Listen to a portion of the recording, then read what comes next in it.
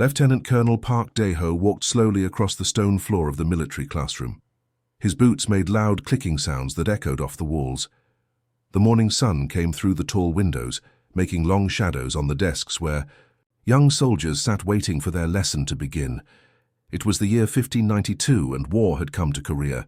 Japanese ships filled the seas around their homeland. Every day brought news of battles and burning cities. The Royal Military Academy in Seoul was training officers as fast as they could. These young men would soon lead soldiers into real fights against real enemies. Among all the male cadets sat one person who looked very different. Kim So-ra was small and thin, with long black hair tied back in a simple style. She wore the same blue uniform as everyone else, but it seemed too big for her tiny frame. Her desk was covered with hand-drawn maps and pieces of paper covered in her neat handwriting. The other students often stared at her. Women were not supposed to be in the military academy. But So-ra's father was an important advisor to the king, and he had used his power to get her a place in the school. Most of the young men thought this was wrong. They whispered behind her back and made jokes when she could not hear them. So-ra knew what they thought about her. She could see it in their eyes and hear it in their quiet laughter.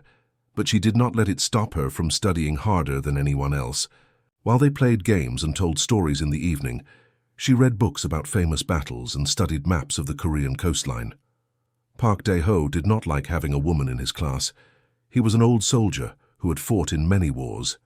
He believed that fighting was work for men only. Women should stay home and take care of their families. Having So-ra in his classroom made him angry every single day. "Today we will talk about naval warfare," Park Dae-ho announced in his deep, rough voice. "The Japanese have many ships and experienced sailors. We must learn how to fight them on the water." He picked up a long wooden stick and pointed to a large map hanging on the wall. The map showed the southern coast of Korea, with all its bays and islands marked in different colors. "Who can tell me about the harbor at Busan?" he asked, looking around the room. Several hands went up immediately. The male cadets were eager to show off their knowledge and impress their instructor. But Park Dae-ho's eyes found So-ra instead. She was bent over her desk, writing notes and studying a small map she had drawn herself. She had not raised her hand, but that did not matter to him. "Cadet Kim," his voice cut through the room like a sharp knife. All the other students turned to look at her. "Since you seem so absorbed in your maps, perhaps you can tell us how you would defend Busan against Admiral Wakizaka's fleet." So-ra's head snapped up. Her face turned red with embarrassment. She had been listening to the lesson, but she had also been working on her own ideas about naval strategy. Now everyone was staring at her, waiting for her to answer. She cleared her throat softly. When she spoke, her voice was barely above a whisper. I would consider the tidal patterns and—" "What?" Park Dae-ho interrupted loudly. "Speak up. We cannot hear you back there." Some of the male cadets started to snicker. Sarah's face became even redder. She tried to speak louder, but her voice still came out small and shaky. "I said I would look at the tidal patterns first, sir. The water level changes throughout the day, and this affects how big ships can move in the harbor." Park Dae-ho rolled, his eyes dramatically. "Tidal patterns, is that really your great strategy? What about cannons? What about positioning our ships for attack?"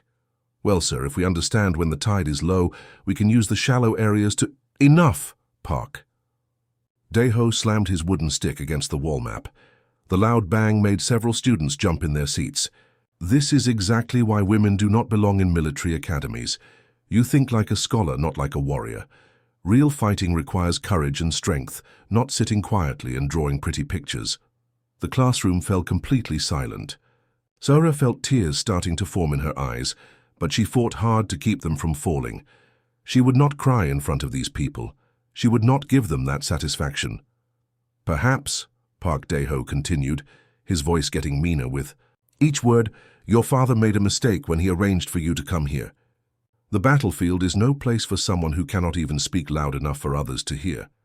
Maybe you should go home and learn to cook and sew like other women your age." Several of the male cadets laughed out loud now.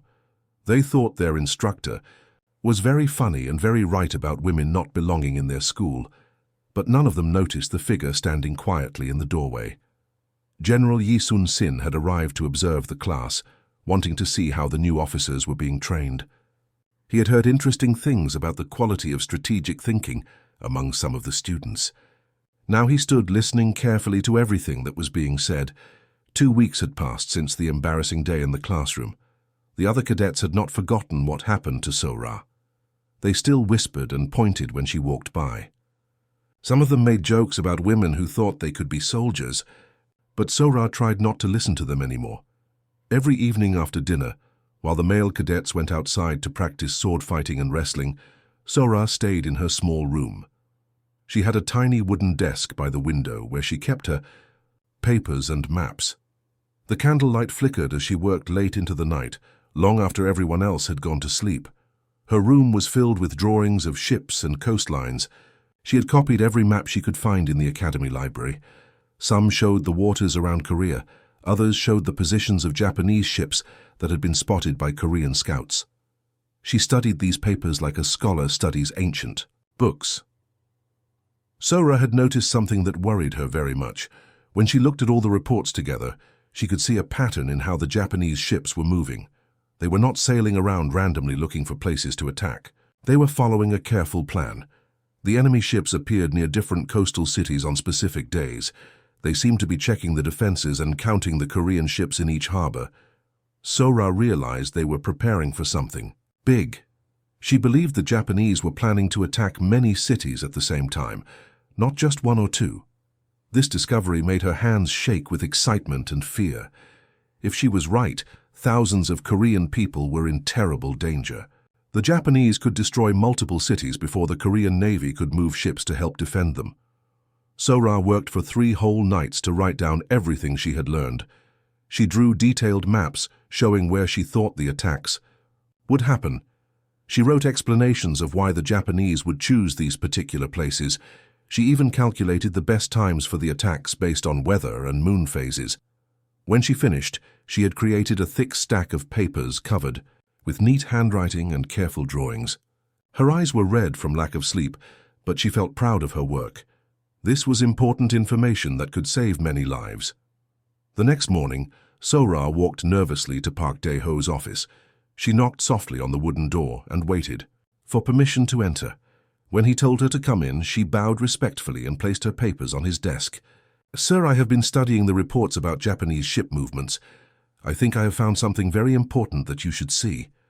Park Dae-ho looked up from his breakfast with an annoyed expression. He glanced at the thick stack of papers, but did not touch them. "What is this supposed to be?" he asked in a tired voice. "It is an analysis of enemy fleet patterns, sir. I believe the Japanese are planning coordinated attacks on multiple coastal cities.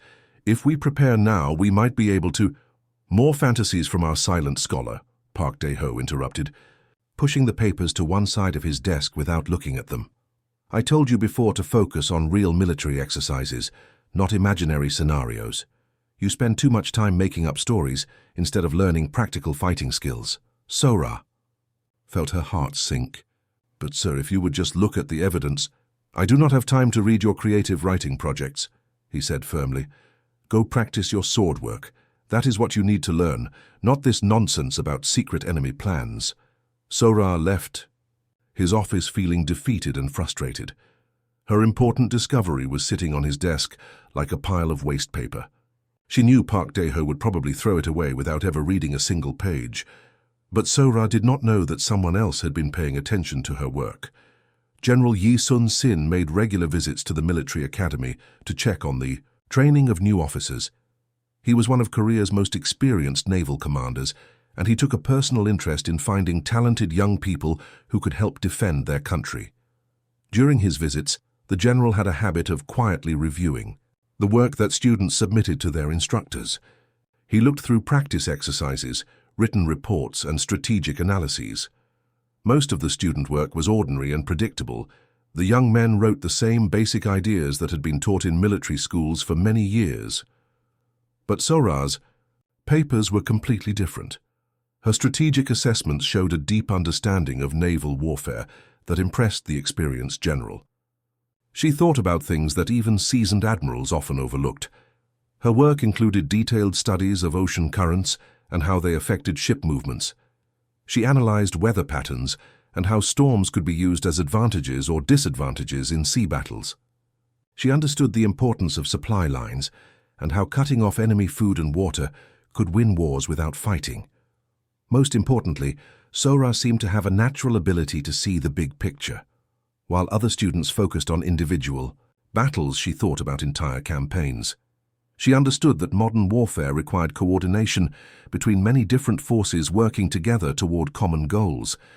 General Yi Sun-sin had been a military leader for many years. He had fought in numerous battles and commanded thousands of soldiers.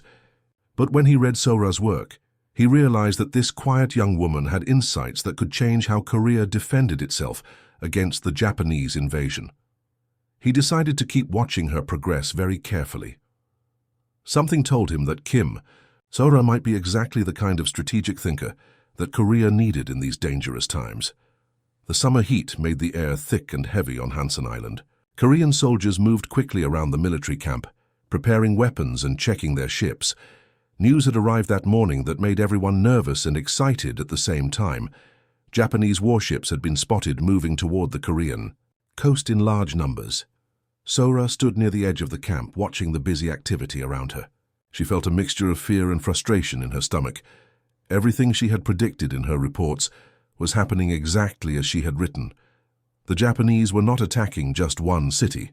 They were bringing many ships together for a coordinated assault on multiple targets along the coast, but her warnings were still sitting unread on Park Dae-ho's desk back at the academy.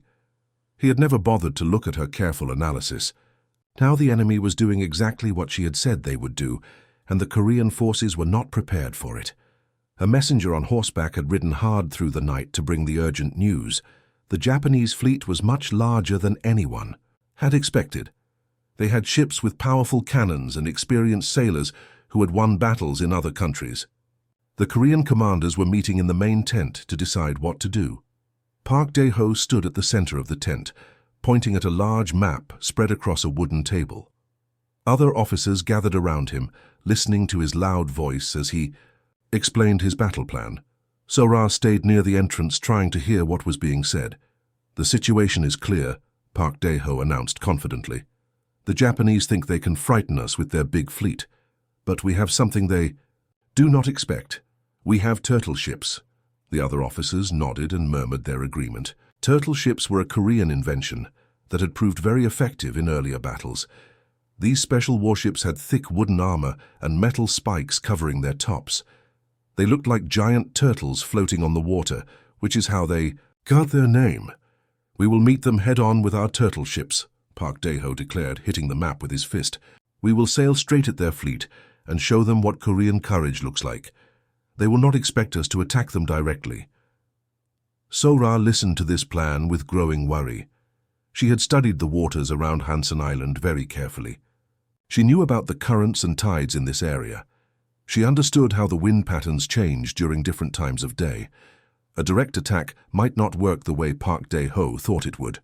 She took a deep breath and walked slowly toward the group of officers. Her heart was beating fast, but she knew she had to try to speak up. Too many lives were at stake to stay silent. "Sir, if I may," she said quietly, her voice barely audible over the noise in the tent. Park Dae-ho looked up with an annoyed expression. He was not happy to see her interrupting his important meeting. "What is it, Cadet Kim?" he asked impatiently. Sora cleared her throat and tried to speak louder. "The currents and wind patterns in this area suggest that a direct attack might not be the best strategy. If we consider the tidal movements and—" "Enough!" Park Dae-ho shouted, his face turning red with anger. "I will not have our strategy questioned by someone who has never seen real combat. You sit in your room drawing pictures while real soldiers prepare to fight and die for our country." The other officers looked uncomfortable. Some of them stared at the ground, not wanting to meet Sora's eyes. Others seemed amused by the confrontation. "You think you understand warfare because you read books and make maps," Park Dae-ho continued, his voice getting louder. "But this is not a classroom exercise. This is real war against real enemies. Return to your quarters immediately and let—" The experienced officers handled this situation. Sora felt her face burning with embarrassment and frustration. She wanted to explain that her analysis was based on careful observation and study, not just book learning. She wanted to tell them that understanding the environment was just as important as understanding weapons and tactics. But she could see that Park Dae-ho was not going to listen to anything she said. The other officers were following his lead, treating her like a foolish child who did not understand important matters. She bowed slightly and turned to leave the tent. But as she walked toward the entrance, she noticed someone else who had been watching the entire exchange. General Yi Sun-sin stood quietly near the back of the tent, his sharp eyes taking in everything that had happened. The general was older than Park Dae-ho, with grey hair and lines around his eyes that showed he had seen many battles. He was respected throughout Korea as one of their best naval commanders. Unlike the other officers, he did not look amused or annoyed by Sora's attempt to contribute to the discussion. Instead, he watched her with careful attention, as if he was trying to understand something important.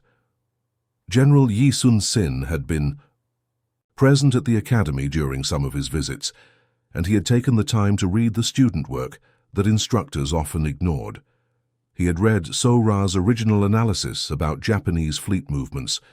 He had studied her maps and her predictions about coordinated attacks. Now, seeing her predictions come true exactly as she had written, he was beginning to understand that this quiet young woman might have insights that experienced officers were missing. As Sora left the tent, General Yi Sun-sin continued to watch her departure with growing interest and respect. The morning sun was still hidden behind thick grey clouds when the Japanese ships appeared on the horizon. Sora stood on a hill overlooking the water, watching the enemy fleet grow larger as it came closer to the Korean coast. The mist on the ocean made the ships look like dark ghosts floating toward them. She counted at least 60 Japanese vessels of different sizes. Some were large warships with many cannons, others were smaller and faster, designed for quick attacks. They moved in perfect formation, like a school of dangerous fish swimming together through the water. Down at the harbor, Korean sailors ran around their ships, preparing for battle. The turtle ships sat low in the water, their thick armor gleaming, wet in the dim light. Park Dae-ho stood on the deck of the lead ship, shouting orders to his men. The battle began just as the sun started to rise above the horizon. Park Dae-ho had positioned his ships in a straight line, planning to sail directly toward the Japanese fleet and attack them head-on. This was the traditional way of fighting naval battles that Korean commanders had used for many years, but something went wrong almost immediately. The Japanese ships did not stay in one place waiting to be attacked. Instead, they spread out across the water and began moving in a complex pattern that confused the Korean sailors.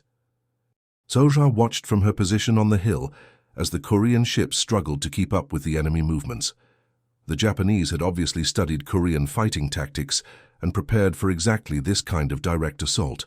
They had positioned their strongest ships where they could do the most damage to the attacking Korean vessels. The sound of cannon fire echoed across the water like thunder.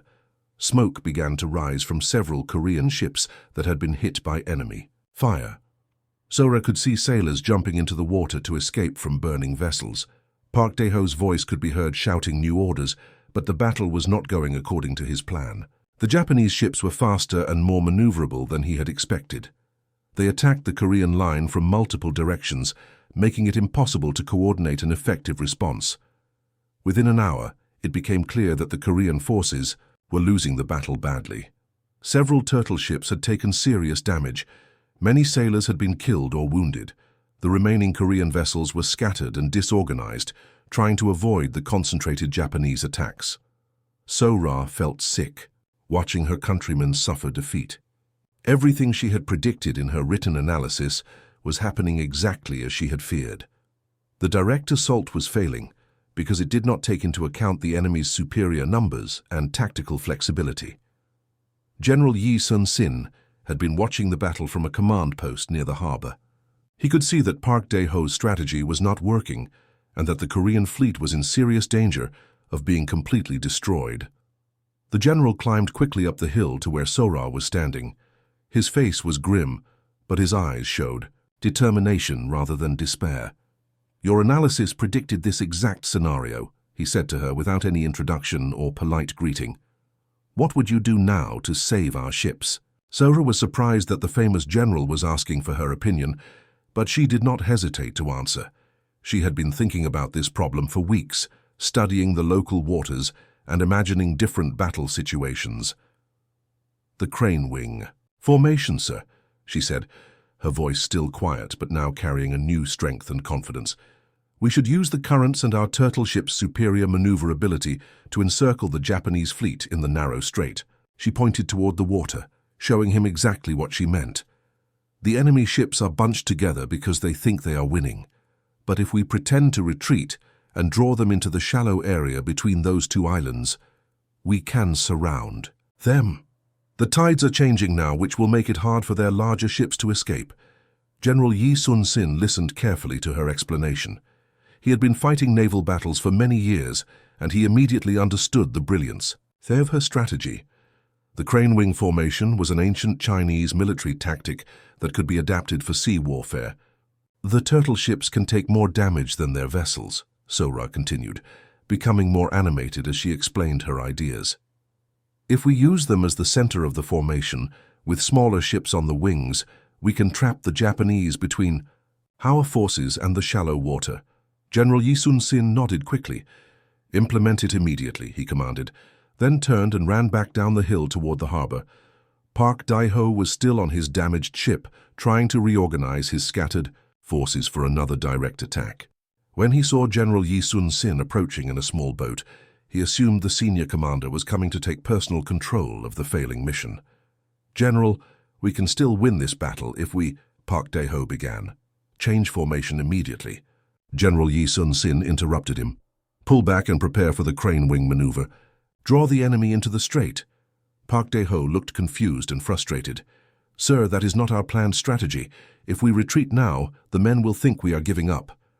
I am not asking for your opinion, Colonel, General Yi Sun-sin replied, firmly.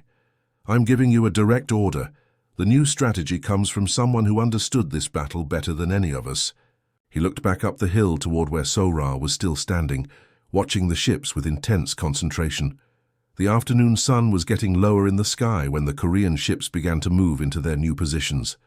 Sora watched from the hilltop as the turtle ships slowly pulled back from their direct attack, making it look like they were retreating from the Japanese fleet. The enemy commanders saw the Korean withdrawal and became excited. They thought they had won a great victory and that the Korean forces were running away in fear.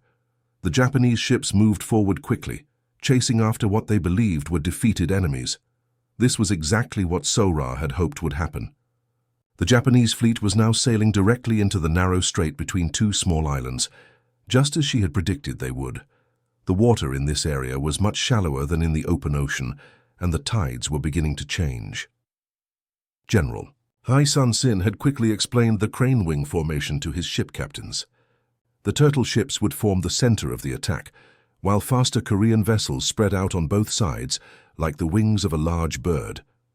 When the signal was given, they would close in on the trapped Japanese fleet from 3 directions at once. The timing had to be perfect. If they moved too early, the Japanese ships could escape back to deeper water. If they waited too long, the enemy might realize it was a trap and change course. Sora held her breath as she watched the Japanese fleet sail deeper into the strait. The lead ships were now in the perfect position, surrounded by shallow water, and Korean forces they could not see clearly. General Yi Sun-sin raised a red flag from his command ship. This was the signal for the Korean vessels to begin their coordinated attack. The turtle ships in the center suddenly stopped retreating and turned to face the enemy. At the same time, Korean ships that had been hidden behind the islands appeared. On both sides of the Japanese fleet, the Japanese commanders realized too late that they had sailed into a carefully planned trap. Their ships were now surrounded, with Korean forces attacking them from the front and both sides. The shallow water made it impossible for their larger vessels to turn around quickly or escape. The battle that followed was swift and decisive. The turtle ships used their heavy armor to get close to enemy vessels and attack them with cannons and fire arrows. The smaller Korean ships on the wings prevented any Japanese vessels from breaking free of the encirclement. Sora watched in amazement, as her strategy worked exactly as she had imagined. The Japanese fleet, which had seemed so powerful and threatening in the morning, was now trapped and being destroyed piece by piece. The sounds of battle echoed across the water for several hours. Cannon fire, shouting sailors, and the crack of breaking wood filled the air. Smoke rose from dozens of burning ships, creating a thick cloud that covered much of the strait. By the time the sun began to set, the battle was completely over. The Korean forces had achieved a crushing victory that exceeded everyone's expectations. More than 60 Japanese ships had been sunk or captured, while the Korean fleet had lost only a few vessels with minimal casualties. As evening approached, the surviving Korean ships returned to the harbor. Tired but victorious sailors gathered on the shore to celebrate their unexpected triumph. Many of them still could not believe how completely they had defeated such a large enemy force. General Yi Sun-sin called all of his officers together for a meeting near the harbor. The assembled group included ship captains, military advisors, and administrative personnel who had helped coordinate the battle. Park Dae-ho stood among them, looking tired and thoughtful. The general looked out over the blood-red waters where pieces of destroyed ships still floated on the surface. Then he turned to address the men who had fought so bravely that day. "Today we achieved one of the most decisive naval victories in Korean history," he began, his voice carrying clearly in the evening air. But this victory did not come from loud voices or traditional thinking. It came from keen observation and brilliant strategy. He paused and looked around at the faces of his officers. Many of them were surprised by his words, wondering what he meant about traditional thinking.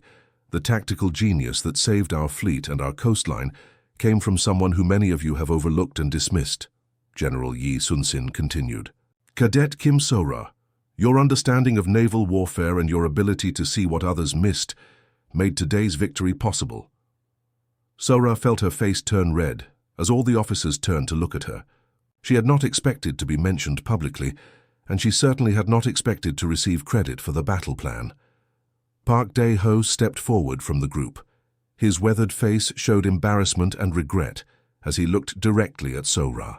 "Failed to recognize true talent," he said in a voice that everyone could hear. "I let my old ideas about women and warfare blind me to brilliant strategic thinking. I ask forgiveness for an old soldier's prejudice and ignorance." The other officers looked surprised by this public apology. Some of them began to realize that they too had underestimated the quiet young woman who had been studying among them. General Yi Sun-sin made an announcement that surprised everyone even more. "Effective immediately, Cadet Kim So-ra is promoted to the position of naval strategist under my direct command." Her voice may be soft, but it now carries the weight of proven wisdom and demonstrated success. So-ra felt overwhelmed by these sudden changes in her life. Though she remained quiet and modest, she now knew that her ideas and insights would be listened to and respected by Korea's military leaders.